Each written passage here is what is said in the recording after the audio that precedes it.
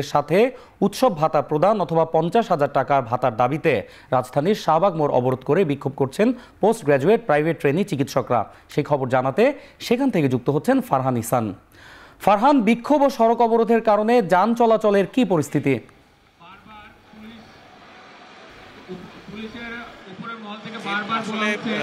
আজকে সকাল থেকেই এখানে ট্রেনি চিকিৎসকরা অবরোধ কর্মসূচি পালন করছে।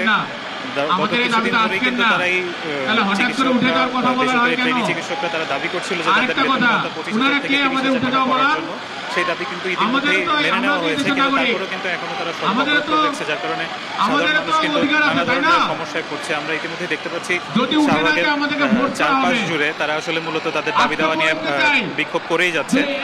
এখানকার ট্রেনি চিকিৎসকদেরকে আমি কয়েকজনের সাথে কথা বলেছিলাম, তাদেরকে জিজ্ঞেস করেছিলাম যে তারা মূলত তাদের দাবি তো কয়েকদিন আগে মেনে নেওয়া হয়েছে, তারা কেন এখনো অবরোধ ছাড়ছে না। তো তাদের মূলত আশাটা হচ্ছে তারা এটার জন্য প্রজ্ঞাপন চাচ্ছে এবং 50,000 টাকা ভাতা না করা পর্যন্ত তারা আসলে রাজপথ ছাড়তে চাচ্ছে না।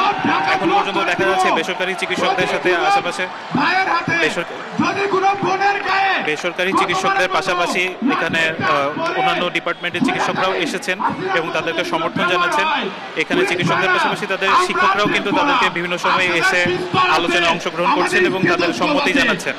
মূল কথা, এর আগে কিন্তু গত 14ই ডিসেম্বর তারা এখানে এসে মশাল মিছিল করেছিল এবং 22শে ডিসেম্বর তারা কিন্তু এখানে বিক্ষোভ মিছিল করেছে। সেই সময় কিন্তু তাদের দাবি দেওয়া মেনে নেওয়া হয়, কিন্তু এরপরে পরবর্তীতে আমরা দেখতে পাচ্ছি যে এখনো কিন্তু তারা রাজপথ ছাড়েননি এবং তারা আশা করছেন যে তাদের এই দাবি দেওয়া মেটানোর পাশাপাশি তাদের এই প্রজ্ঞাপনটা জারি করা হবে এবং তাদের যে ভাতা, যেটা 25,000 থেকে 30,000 করা হয়েছে, শুধু তাই নয়, তারা যাচ্ছে যে 50,000 ভাতা চাচ্ছেন। তারা যাচ্ছেন যে তাদের পারিবারিক দিকটা বিবেচনা করার জন্য, কারণ ডাক্তাররা যেভাবে চিকিৎসা সেবা দিয়ে থাকেন বা যেভাবে তারা সেবা দেন, সেই সেবার নিরীক্ষে তারা 50,000 টাকা বেতন দাবি করছেন। যদিও আমরা দেখতে পাচ্ছি রাজপথের অবস্থা খুবই খারাপ, বিশেষ করে চারপাশের রাস্তা বন্ধ করার কারণে সাধারণ মানুষজন কিন্তু নানা রকমের সমস্যায় ভুগছেন এবং এখন পর্যন্ত আমরা কিন্তু দেখতে পাচ্ছি যে চারপাশে রাস্তার যান চলাচল বন্ধ আছে। বিশেষ করে শাহবাগের বারডেম হাসপাতালের পাশ কিংবা টিএসসি এবং চারপাশে অর্থাৎ রমনার পাশের দিকেও আমরা দেখতে পাচ্ছি রাস্তা বন্ধ আছে। আমরা যদি এখন একজন চিকিৎসকের সাথে কথা বলি। ডক্টরস ফর জাস্টিস আয়োজিত আজকে বাংলাদেশের এই ছিল আমার কাছে সর্বশেষ তথ্য। সবচেয়ে গুরুত্বপূর্ণ